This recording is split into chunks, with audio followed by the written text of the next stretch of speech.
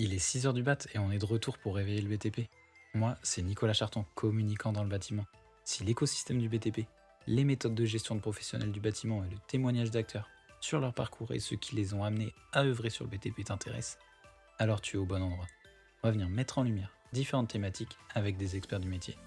Maintenant que tu en sais un peu plus, choisis ta boisson chaude préférée et profite de l'épisode qui va suivre.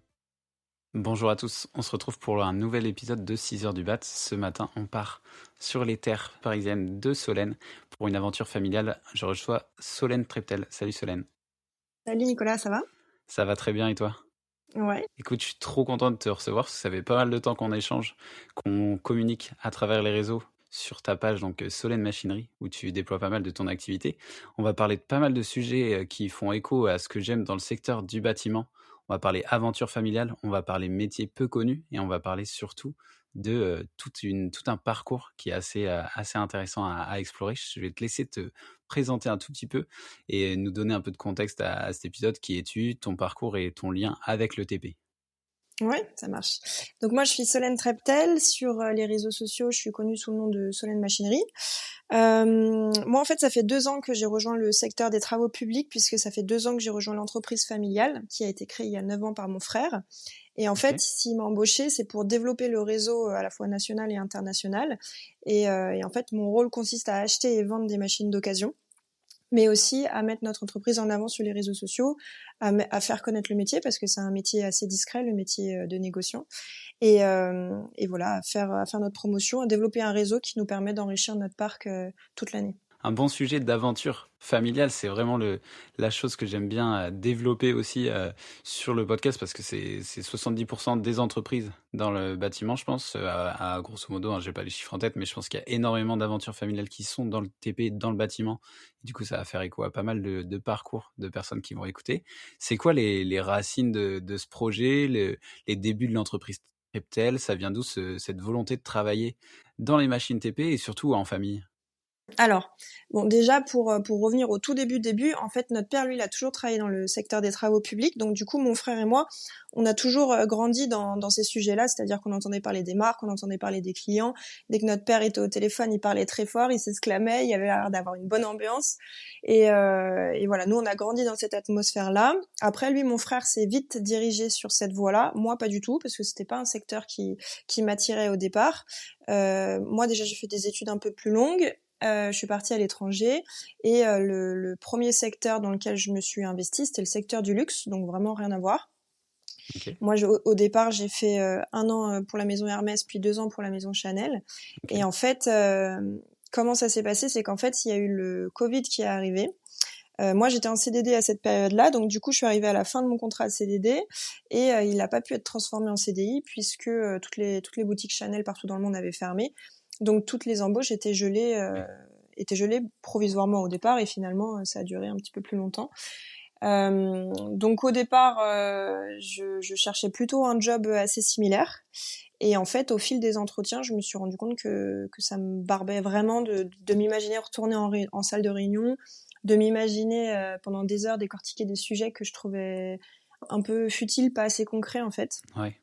Et du coup, je me suis mis à rechercher du boulot vraiment dans tous les domaines possibles et imaginables, enfin même à l'armée, etc. Et quand mon frère m'a vu partir dans tous les sens comme ça, il s'est dit que voilà, j'étais ouverte à n'importe quelle opportunité intéressante. Et du coup, c'est là qu'il m'a dit mais pourquoi tu travaillerais pas avec moi? Donc c'est vraiment à 100% son idée. Et au début, moi, j'y croyais pas du tout à cette idée parce que pour plusieurs raisons. Déjà, j'étais pas forcément attirée par le secteur, donc mon niveau de motivation très moyen. Ouais. Et l'autre raison, c'est que je me suis dit, une femme dans ce domaine-là, elle aura aucune crédibilité. C'est quand même un milieu qui est assez brut de décoffrage, donc ça va pas fonctionner. Et puis surtout aussi, l'entreprise de Pierre tournait bien. Sans moi, il a toujours travaillé tout seul et avec l'aide de notre papa au début. Okay. Et ça fonctionnait très bien. Donc moi, je voyais pas très bien ce que je pouvais apporter de plus à ce business-là. Et en fait, du coup, c'est lui qui, pendant des semaines, a dû vraiment ramer pour me convaincre. Et au final, il m'a convaincu puisqu'en fait, il m'a proposé des missions qui m'ont vraiment plu, qui sont assez en phase avec ma personnalité, où je bougeais beaucoup, où je partais à l'étranger, où j'étais beaucoup sur le terrain, beaucoup à la rencontre des interlocuteurs, et moi, c'est ce que j'aime. Ouais, Donc t'as eu une introduction au secteur TP plutôt en phase et plutôt cool pour toi avec ta personnalité puisqu'elle était vraiment adaptée à ce que tu étais à ce moment-là de ta carrière, à ce que tu voulais être, ce que tu voulais faire. Et du coup, cette transition, elle s'est fait plus facilement que prévu, plus facilement que ce que tu avais imaginé vers le monde du TP et du luxe au TP, quoi. voilà, exactement. C'est exactement ça. Donc en fait, c'est les missions qui m'ont séduite et après, au fur et à mesure, des semaines et des mois, je me suis pris au jeu du TP vraiment du secteur. En fait, c'est là que j'ai compris vraiment l'intérêt du secteur. Mais je trouve que de l'extérieur, c'est un secteur qui est pas sexy, qui est pas forcément attirant. En tout cas, pas forcément pour tout le monde. Et c'est que quand vraiment on rentre dans ce secteur-là et qu'on voit les choses de l'intérieur, qu'en fait on découvre que c'est passionnant, que c'est très loin des clichés qu'on imagine, que c'est Ouais, un c'est secteur clair. qui bouge et dans lequel on s'ennuie pas une seule seconde, quoi. Ouais, bien sûr. Et puis, bah, tu vois, ça fait un peu écho à une discussion que j'avais eue avec Anthony Goubert de Radio TP, où on disait Ouais. que, bah, en fait, enfant, tu avais plein d'enfants qui jouaient avec des machines TP. Et au Mm. final, au fur et à mesure de quand tu évolues, quand tu grandis, bah, on les éloigne un peu de toi et du coup, tu as moins cette vision du TP comme quelque chose qui est attirant, qui Mm. donne envie de travailler dans le TP.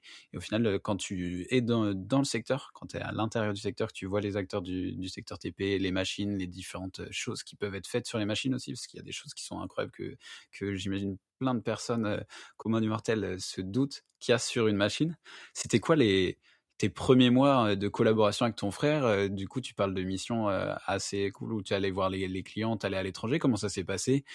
Qu'est-ce que tu as appris et qu'est-ce qui t'a vraiment maintenu dans l'idée de travailler sur ce secteur avec ton frère? Alors les 2 ou 3 premiers mois, ils ont été assez folklore pour être honnête, parce qu'en fait Pierre m'a lancé dans le grand bain sans aucune formation. Ok. Parce que ce qu'il faut savoir, c'est que mon frère, c'est un excellent chef d'entreprise, mais un très très mauvais formateur. Il est pas du tout pédagogue, il est pas du tout Ok. patient. Donc il a pas du tout pris le temps de me former, mais à la rigueur, moi ça me va de me dire voilà, teste et apprends par toi-même. Ok.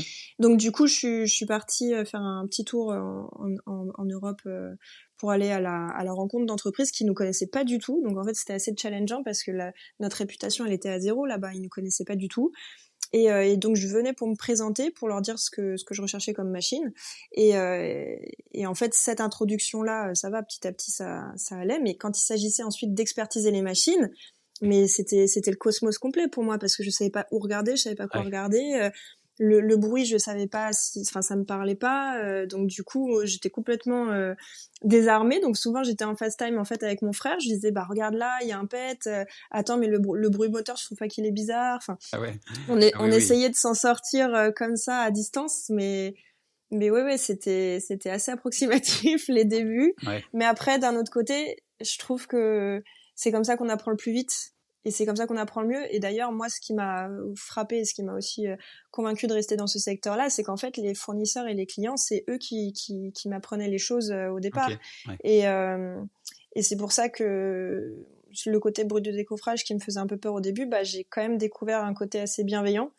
Et oui, oui, c'est eux qui m'expliquaient en fait, bah regarde là, la machine elle a un problème, ou bah tu vois, la prochaine fois faut que tu regardes à tel endroit. Ouais. Et, euh, et voilà, donc je pense que tu me posais la question, qu'est-ce qui t'a plu au début? Je pense que c'est vraiment le rapport humain et l'échange qui est très simple, très très authentique. Et, euh, et c'est souvent des belles histoires, en fait. C'est les clients et les fournisseurs, c'est souvent des gens qui sont vraiment passionnés. Mhm. Et du coup, leur passion, elle est Ouais, les communicative. communicatives, ouais, bien sûr. Bah, c'est ça, Mm. c'est un peu là-dessus que j'allais rebondir. C'est vraiment qu'au final, bah, tu as eu un peu la découverte d'une. T'as un peu déconstruit cette idée reçue du brut de décoffrage. Quand tu es en approche du secteur, tu te dis que c'est sûrement un secteur assez brut, justement, avec des relations plutôt compliquées avec les fournisseurs, avec les personnes. Et au final, tu te rends compte que humainement, tu es face à des gens qui sont passionnés, qui savent parler de machine TP comme s'ils te vendaient quelque chose de luxueux comme tu as pu le voir dans des discussions un peu moins concrètes dans tes précédentes expériences. Et du coup, c'est clair que ça permet aussi de se dire, bah, en fait, voilà, je découvre quelque chose et je trouve que la découverte par l'humain par la passion des gens, par le charisme qu'ils ont à te raconter les histoires, c'est clair que ça t'accroche forcément à un secteur qui n'était pas forcément le tien au début et qui te laisse une place à acquérir aussi avec expérience, quoi. Voilà. Les rôles du coup dans la boîte entre toi et ton frère, c'est quoi? C'est toi, tu t'occupes vraiment de faire les présentations avec le client? Tu vas voir et tu les machines? C'est quoi les rôles, que vous occupez Non, actuellement? alors déjà la division des tâches, lui ça reste le chef de l'entreprise. Moi je suis salariée, donc toute la OK, partie gestion de l'entreprise c'est lui qui la gère. Moi je vais gérer la d'accord. partie commerciale et la partie marketing dès qu'on sort de l'Île-de-France. En fait lui historiquement ça a toujours été lui qui a géré l'Île-de-France. Il a un gros portefeuille client dans la région et voilà c'est beaucoup plus facile pour lui de continuer à gérer ça. Puis moi, de toute façon, la région Île-de-France, c'est pas ma préférée. Donc en fait, OK. lui, il garde ça, il garde toute la gestion de l'entreprise. Et moi, j'ai les autres régions. Donc je suis pas forcément présente dans les autres régions très régulièrement, mais j'essaye de faire des tournées plusieurs fois dans l'année où je vais en Bretagne, je vais en Rhône-Alpes, je vais un petit peu partout pour à la Tu fois t'occupes acheter du les réseau, machines. ouais, du Voilà. réseau fournisseur et du réseau que vous avez construit vous, entreprise, Treptel au fur et à mesure des années, dans le territoire hors Île-de-France qui est du coup réservé à ton frère, c'est ça? Voilà, exactement, c'est ça. Et donc cette mission commerciale, c'est à la fois de l'achat et de la revente. Et après, il y a une autre partie de mes missions qui consiste à faire du marketing. Donc c'est beaucoup de communication sur les réseaux sociaux. Ouais. Et voilà. Donc le partage de tâches, il est assez clair. À mes yeux, il a toute la partie barbante et moi j'ai la partie rigolote. OK. Ouais, donc ça te permet aussi de rester, à 100 aligné avec ce que tu cherchais aussi comme activité à la suite de ton parcours dans le luxe. Parce qu'au final, Mm. peut-être que cette partie, si tu avais cette partie un peu plus, gestion à à ta charge, tu serais peut-être moins passionné aussi par le secteur. Tu verrais peut-être des côtés un peu moins fantasques que ceux que tu vois actuellement, en allant voir les gens, en allant découvrir les machines, en discutant avec eux aussi avec cette partie-là, c'est clair. Ouais, exactement. Et donc, du coup, tu parlais de pas mal de sujets dans ton activité qui était la communication. C'est d'ailleurs comme ça que j'ai connu ton activité. C'était sur les réseaux. Tu as un compte qui s'appelle Solène Machinerie où tu montres énormément de machines. Pourquoi avoir choisi du coup de communiquer énormément sur un secteur qui, on pourrait croire, n'est pas forcément sur les réseaux ou n'est pas forcément enclin à ce type de communication? Alors, donc ça, c'est encore une idée de Pierre. Il a des très bonnes idées. Moi, au départ, j'y croyais pas parce que déjà, j'avais pas forcément une appétence pour les réseaux sociaux. À titre personnel, j'étais vraiment pas beaucoup dessus. Et en plus, oui, je trouvais que pour moi, les réseaux sociaux, c'était beaucoup d'esthétique. Donc pour moi, fallait mettre en avant des produits, voilà, que le grand public allait trouver beaux. Mais en fait, j'avais vraiment tout faux puisqu'il a insisté, et il a bien fait. Et en fait, depuis 2 ans, on le voit. C'est un secteur tellement de passionnés que dès qu'on met une machine sur les réseaux sociaux, euh, tout le monde like, tout le monde commente, tout le monde participe. Et en fait, qu'on poste notre quotidien qui est assez banal ou qu'on poste un salon où on voit plein de machines, ça va à chaque fois fonctionner. Ouais, Et en fait, nous, ça nous aide énormément dans notre business puisque ça nous permet de développer un réseau et d'être présent dans des endroits où on n'est pas assez présent physiquement. De toute façon, on n'est que deux, donc on peut pas être ouais, c'est clair. partout. Et typiquement, je vais peu dans le sud de la France parce que c'est quand même loin et c'est Ouais, bien sûr. coûteux d'y aller à chaque fois en termes de Mm, mm, mm. déplacement. Mais voilà, il y a pas très longtemps, il y a un client près de Narbonne qui nous a acheté une machine. Parce que bon, j'étais allée le voir une fois, mais il nous a suivis sur les réseaux sociaux. Du coup, ça permet d'entretenir la relation. Et, Ouais. euh, et en fait, c'est là qu'on voit le vrai intérêt. C'est vraiment on va se lier avec les clients grâce à ça. Enfin, plutôt, c'est eux qui vont se lier à nous et qui vont s'attacher un petit peu à l'histoire de la société, etc. Et après, ça nous permet aussi de nous approvisionner. C'est-à-dire que sur les réseaux, dans la semaine, je sais pas combien de machines on me propose, mais c'est des Ah oui, OK, quantités ouais. assez impressionnantes. Donc, toutes les machines ne sont pas reprises parce que déjà on peut pas toutes les reprendre et puis surtout il y en a certaines qui nous intéressent pas forcément. Ouais. Mais ouais, c'est un truc de dingue. À chaque fois que j'ouvre Instagram, il y a beaucoup de messages, donc ça prend beaucoup de temps à gérer. Mm, mm. Mais c'est très riche pour nous. C'est une énorme base de Ouais, données. c'est une grosse mine d'or à la fois commerciale et à la fois en communication, parce que c'est clair que en parcourant un peu le compte, déjà, si on ne connaît pas le secteur ou qu'on ne connaît pas les différents types de machines, déjà, si on scrolle vraiment jusqu'au bout, je pense qu'on a une idée vraiment large de tout ce qui est possible de se faire en outils TP, en machines et autres. Mais c'est surtout le fait de pouvoir les montrer de manière assez simple, de manière concrète. On fait le tour de la machine, on montre ce qu'il y a de différent sur ce modèle ou autre. Mais en fait, ça permet de faire un peu comme un mode d'emploi, mais beaucoup plus dynamique et un peu une descriptif produit qui peut justement être un peu barbant sur ces machines où c'est des descriptifs techniques assez robustes, assez froids, comme on peut le voir quand tu ouvres un mode d'emploi ou un descriptif technique, t'as pas trop envie d'aller jusqu'au bout du descriptif, quoi. Alors que là, tu fais ça avec l'ambition de rendre ça facile à comprendre pour tout le monde. Tu vois. Moi, Mm. j'ai jamais mis un pied sur une machine TP, mais j'ai l'impression de comprendre un peu ce qui se passe dessus, comment elle fonctionne ou autre, alors que tu vois, c'était pas du tout un truc qui aurait pu m'intéresser avant, mais ça c'est rendu passionnant par le contenu. Tu dis que c'est du temps, beaucoup de temps. Tu sais à peu près combien de temps tu passes à faire du contenu? C'est combien de temps de ton activité, combien de pourcents de ton activité, ça, le contenu sur les réseaux sociaux? C'est justement, je le sais depuis pas longtemps parce que je me suis mis une limite de temps sur Instagram, mais Ok. c'est minimum 2 heures par jour. Ouais, ok. Ça peut être beaucoup plus en fonction de mes journées, mais ouais, c'est minimum 2 heures par jour. Et en fait, au-delà de la production de contenu, il y a aussi entretenir la communauté Ouais, bien en sûr. interagissant avec eux, et ça prend un temps fou. Après, c'est une partie que j'aime, hein, parce qu'il y a beaucoup de gens avec qui je me suis liée d'amitié aussi grâce à Instagram. Mais, euh, mais ouais, ça, c'est chronophage. Après, c'est comme tu dis, hein, c'est quelque chose qui maintenant est. Tu pourrais pas, enfin pour l'entreprise, ça serait compliqué de faire sans maintenant. Tu penses, de faire sans cette activité de réseau en termes de déploiement sur le territoire aussi pour avoir un rayonnement hors Île-de-France. C'est un gros enjeu pour vous, ça? Oui, bah on pourrait continuer sans. Si demain ma page Instagram disparaissait, l'entreprise coulerait pas forcément quand Non, même, ça va. non, bien sûr, mais Mais mais oui, on aurait à perdre parce que je veux dire tout le réseau, même des marques. En fait, il y a des marques aujourd'hui qui me sollicitent pour faire de la production de contenu avec eux, et en fait, ces marques-là nous aident aussi dans notre business. Ça nous ouvre des ouais. portes. En fait, Instagram, ça nous ouvre Mm. vraiment des portes. Donc du coup, oui, non, c'est sûr que on a vraiment la volonté de continuer dans cette voie-là.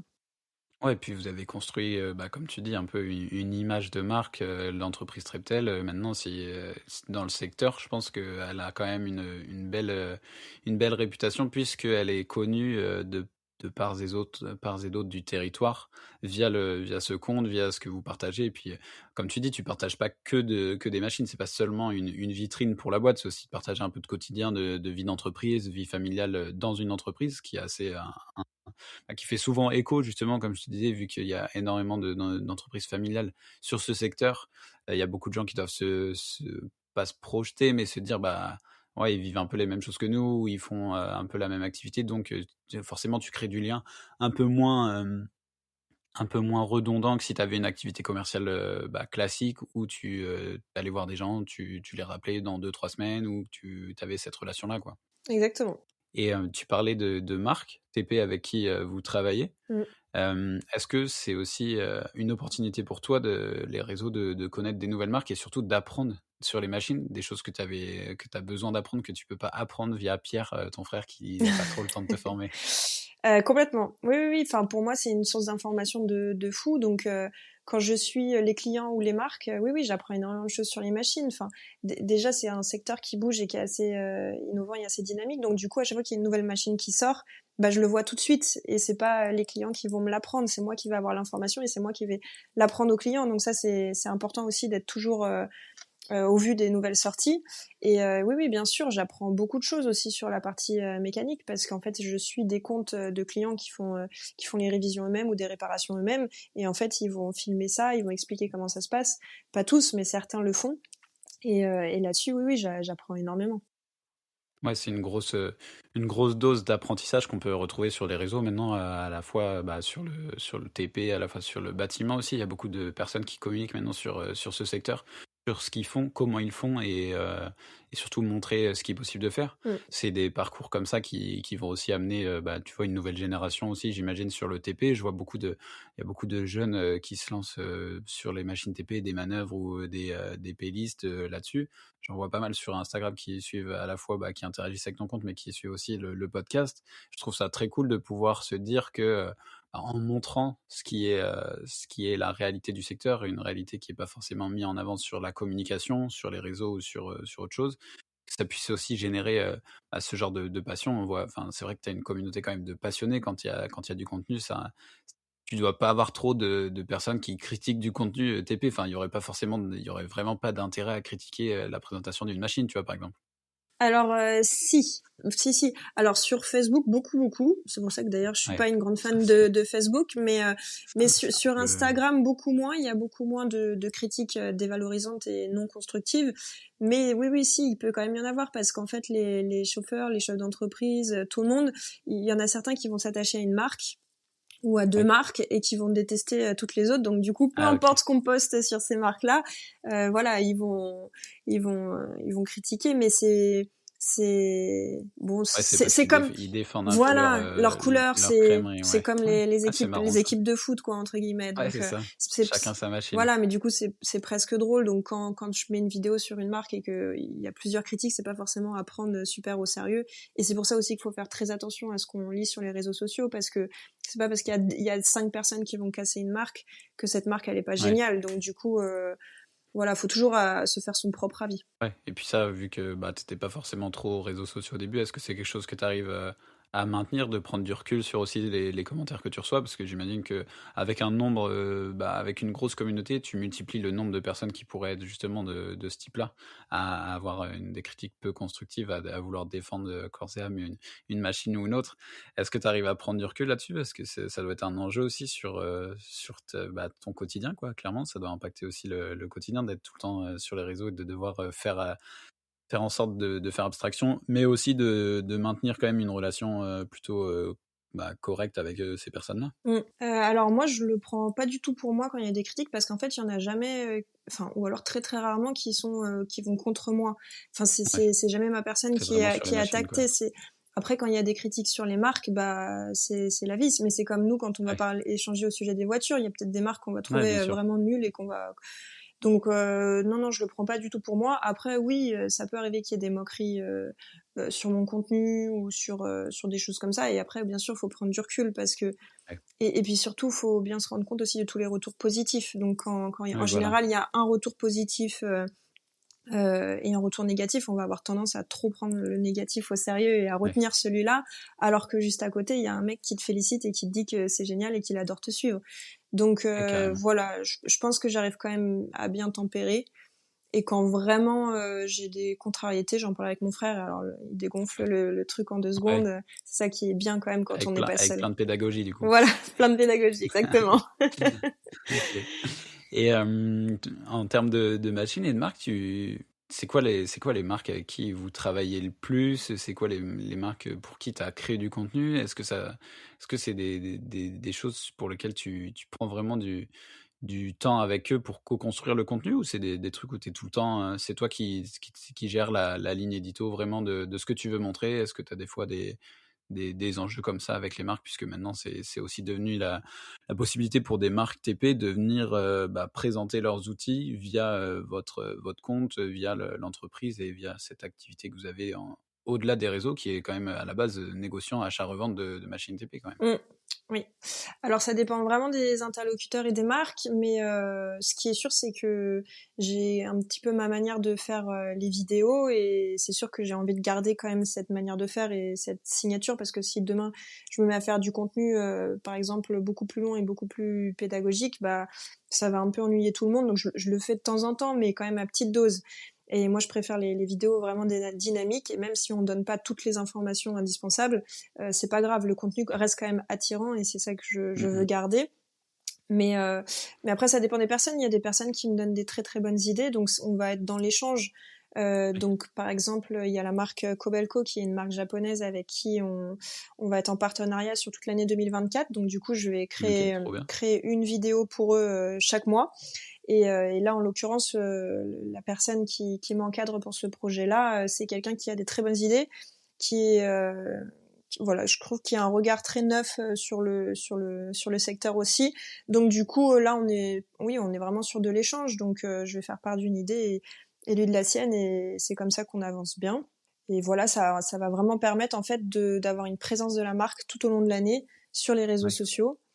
Et puis d'apporter un autre regard aussi, parce que je pense que quand on est à l'intérieur d'une société, on va vouloir parler de telle chose, Ouais, bien et sûr. quand il y a quelqu'un de l'extérieur qui arrive et qui va dire non mais attends, mais pourquoi tu parles pas de ça, c'est génial, ou là Mhm. ça va intéresser tout le monde.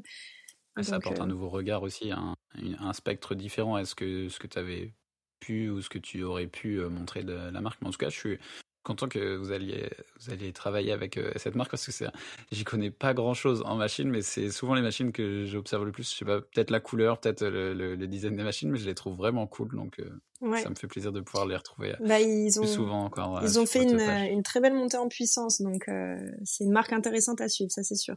Ok, trop cool. Et là, pour l'avenir, si on parle un peu d'avenir, c'est quoi tes visions, tes aspirations pour le futur? Est-ce que du coup, tu disais que tu étais salarié, c'est quoi la suite pour toi dans l'entreprise familiale? Est-ce que tu vas prendre plus de responsabilités ou c'est pas quelque chose qui est un sujet actuellement? Alors si, on en parle. Pour l'instant, rien n'est fixe et rien n'est sûr, mais oui, on a des projets avec Pierre qui me permettraient de prendre plus de responsabilités. Après, voilà, on est encore en cours de discussion là-dessus, mais ce qui est sûr, c'est que c'est quand même Pierre qui a créé la société il y a 9 ans. Moi, je l'ai Ouais. rejoint il y a 2 ans. Et en fait, notre binôme fonctionne très bien. Lui, c'est vraiment un excellent gestionnaire, donc je suis vraiment pour lui laisser la main sur tous ces sujets-là.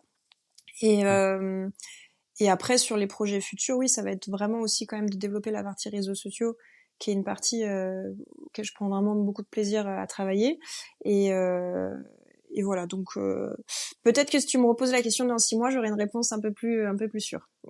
Ok, ok. Mais donc, du coup, là, si on reprend tu vois, si on fait un saut dans le début de l'épisode où tu disais que le secteur, bah, c'était pas forcément un secteur qui t'attirait au début. Maintenant, est-ce que tu te vois travailler bon, j'imagine peut-être dans un autre moment de ta vie, dans un autre secteur, mais est-ce que là, à court terme, tu te vois pas du tout quitter le TP, quoi? Maintenant, c'est un truc que tu voudrais faire. Ouais, non, parce que je trouve que j'ai appris beaucoup de choses, mais j'ai encore tellement de choses à voir et à apprendre, Ouais. et je suis pas du tout dans ma zone de confort. Je pense que le jour où j'aurai envie de changer, c'est quand peut-être vraiment je maîtriserai tout et que je vais peut-être un petit peu m'ennuyer, mais là, je suis encore très loin de mon objectif.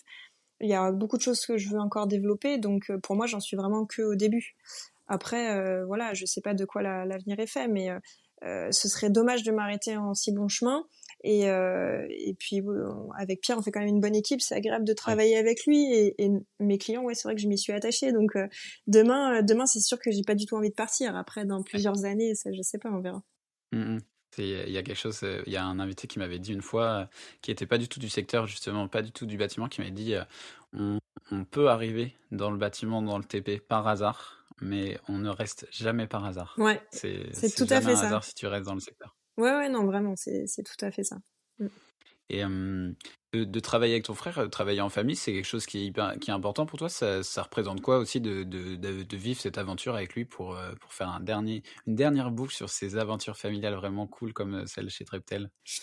Bah en fait, je trouve que c'est vraiment redonner du sens à son métier, dans le sens où avant, quand je travaillais pour des grosses sociétés, bah je connaissais même pas en fait le directeur, donc je voyais bien à quoi servait mon travail, mais il y avait quand même un côté vraiment noyé dans la masse, et finalement la finalité, j'avais tendance à la perdre de vue quelquefois. Alors que là, bah je sais exactement pourquoi je travaille, je sais exactement aussi où va le chiffre d'affaires, je vois tout. Enfin, du coup, il y a un côté beaucoup plus transparent, beaucoup plus concret. Et Tu trouves t'as de la valeur dans ce que tu fais, tu sais exactement que chaque activité que tu vas faire ou chaque action que tu vas faire chaque jour au sein mm, de l'entreprise va avoir un impact et tu vois le résultat, quoi. Tu peux suivre aussi, tu peux suivre ce que tu fais, quoi. voilà, exactement. Donc, puis il y a aussi le côté confiance, parce que quand on travaille en famille, du coup, bon, peut-être que ça dépend des familles, mais en tout cas, nous, on se fait vraiment à 100% confiance, et on sait qu'on est quand même tous les deux plus ou moins à fond. Ça dépend des périodes, mais on est quand même en général très investis. Et du coup, il y a une synergie. Faire équipe avec mon frère, je sais pas, ça me motive, je pense, 2 fois plus. Ok, ouais, c'est un bon moteur, c'est clair. Mm. C'est clair de se dire, c'est la famille, quoi. Voilà. C'est cool de pouvoir travailler en famille, et surtout si ça se passe bien. Si vous arrivez à avoir les bons rôles, des fois, je sais que ça peut être un enjeu compliqué aussi dans les boîtes familiales de savoir qui fait quoi, de bien être sûr, mais là, ça a l'air d'être bien défini.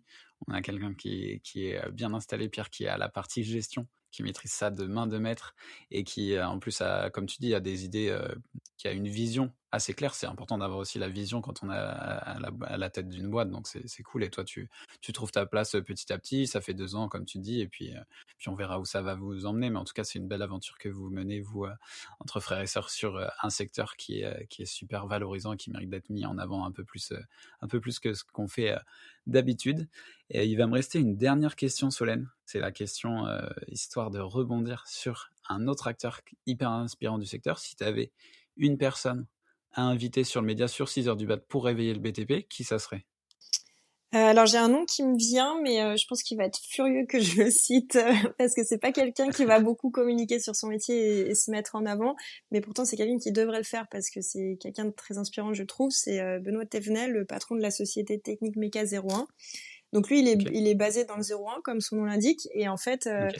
c'est un mécanicien en fait, je trouve que c'est un artiste parce qu'il arrive vraiment à redonner une seconde vie aux machines en les reconditionnant, ce qui fait que la machine, en fait, elle va arriver, elle aura par exemple 5000 heures, elle aura des bobos, elle aura son histoire, elle aura du Ouais. jeu, et puis elle fera moins rêver qu'une machine neuve parce qu'une machine neuve, elle brille, donc ça fait forcément rêver.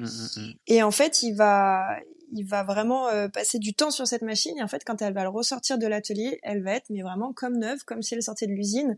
Et du coup, tout le monde la regarde avec les yeux qui brillent. Et ça, je trouve ça génial parce que du coup, il arrive à redorer l'occasion et à montrer que les machines d'occasion, c'est pas des tas de ferraille tout rouillées, quoi.